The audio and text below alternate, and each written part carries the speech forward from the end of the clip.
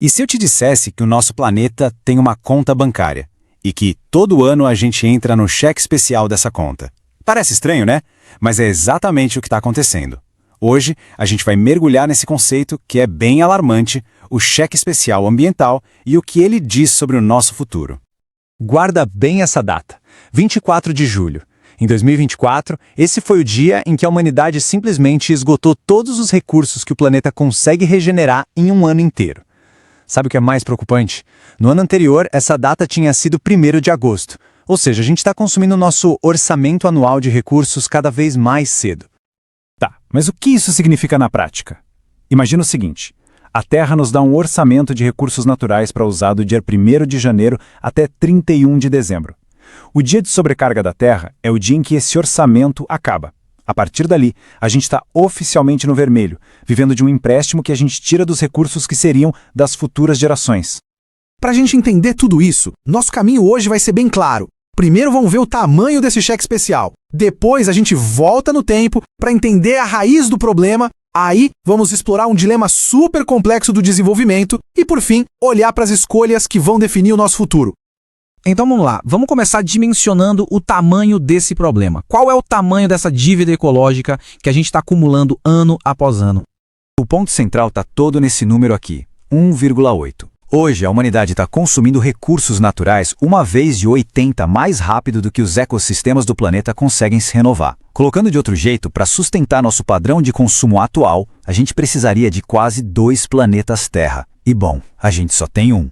E como é que a gente cria esse déficit todo? A Global Footprint Network, que é quem faz essa conta, nos mostra. A gente está emitindo mais dióxido de carbono do que as florestas e os oceanos conseguem absorver. Estamos usando água de rios e aquíferos num ritmo muito mais rápido do que a chuva consegue repor. E claro, estamos explorando florestas e oceanos numa velocidade que simplesmente impede a regeneração natural deles. E as consequências disso já estão batendo na nossa porta. Como alerta a Elga Correia, da WWF Brasil, não é algo para um futuro distante. O branqueamento dos corais, o derretimento recorde das calotas polares, esses são os tais pontos de inflexão. São limites críticos do sistema do nosso planeta que, uma vez ultrapassados, podem gerar mudanças em cascata, muitas vezes irreversíveis. Mas essa situação toda não apareceu da noite para o dia. Para entender como o nosso cheque especial ficou tão alto, a gente precisa olhar um pouco para trás e ver como nossa relação com o planeta e com o consumo mudou de uma forma tão radical. A questão fundamental é que a raiz desse problema é histórica. Ela está totalmente ligada às grandes revoluções que mudaram a capacidade humana de produzir, de consumir e, claro, de transformar o planeta. Essa linha do tempo aqui mostra bem essa aceleração. Começou lá com a máquina a vapor movida a carvão, depois veio a produção em massa com eletricidade e petróleo, até chegar na era digital e da inteligência artificial. Cada um desses saltos de tecnologia não só aumentou a eficiência, mas também a nossa capacidade de extrair recursos numa escala que nunca tinha sido vista antes. E essa industrialização toda, como observa o especialista Rafael Guimarães, nasceu com uma ideia bem perigosa.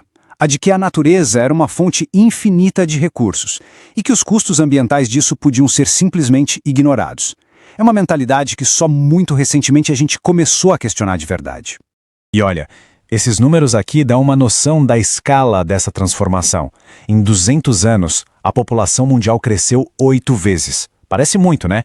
Mas olha o consumo de energia. Ele simplesmente explodiu. Cresceu mais de 36 mil vezes. É esse crescimento exponencial que coloca toda a pressão nos limites do nosso planeta. Isso tudo nos leva a um dos maiores e mais complicados desafios do nosso tempo. O paradoxo que existe entre o progresso, o desenvolvimento humano e a sustentabilidade do planeta. 800 milhões. Vamos parar um segundo para pensar nesse número. Não é só uma estatística. É o equivalente à população da Europa inteira. É a quantidade de pessoas que a China conseguiu tirar da pobreza nas últimas décadas. É uma conquista humana de proporções históricas, sem dúvida. Mas é aí que mora o paradoxo, como aponta o professor Paulo Feldman. Ao mesmo tempo que a China vira líder em tecnologias verdes como carros elétricos, o seu desenvolvimento super rápido a mantém como uma das maiores emissoras de CO2 do mundo. Isso mostra bem como essa transição para o modelo sustentável é complicada. E um exemplo bem prático disso está no prato. Nos anos 70, o consumo médio de carne na China era de menos de 10 quilos por pessoa no ano. Em 2022, esse número saltou para 70 quilos. Melhorar a qualidade de vida quase sempre significa aumentar o consumo de recursos. E esse padrão não é só da China, não. Na Índia, 171 milhões de pessoas saíram da pobreza extrema em uma década. Aqui no Brasil, foram 14 milhões recentemente. E por aqui, o consumo de carne por pessoa também quase dobrou em 30 anos. O progresso social tem, até hoje, uma pegada ecológica bem grande. Então, a gente chega numa verdadeira encruzilhada. O modelo de desenvolvimento que nos trouxe até aqui, claramente, não pode nos levar para o futuro. A grande questão agora é, qual caminho a gente vai seguir? A boa notícia é que a gente já conhece as direções certas. Os especialistas apontam para o que eles chamam de pontos de virada positivos. Acelerar a energia limpa, por exemplo, desassocia crescimento de poluição. Restaurar ecossistemas é como reativar os pulmões do planeta. E preservar a biodiversidade é a nossa melhor defesa contra a catástrofe climática. A tecnologia e o conhecimento, eles já estão do nosso lado. Mas se as soluções já existem, por que o avanço é tão lento? A resposta, segundo os especialistas, aponta para um obstáculo central, a nossa dificuldade de criar uma governança global, ou seja, de fazer com que todos os países remem da mesma direção e com a mesma urgência. O Paulo Feldman explica bem esse ponto.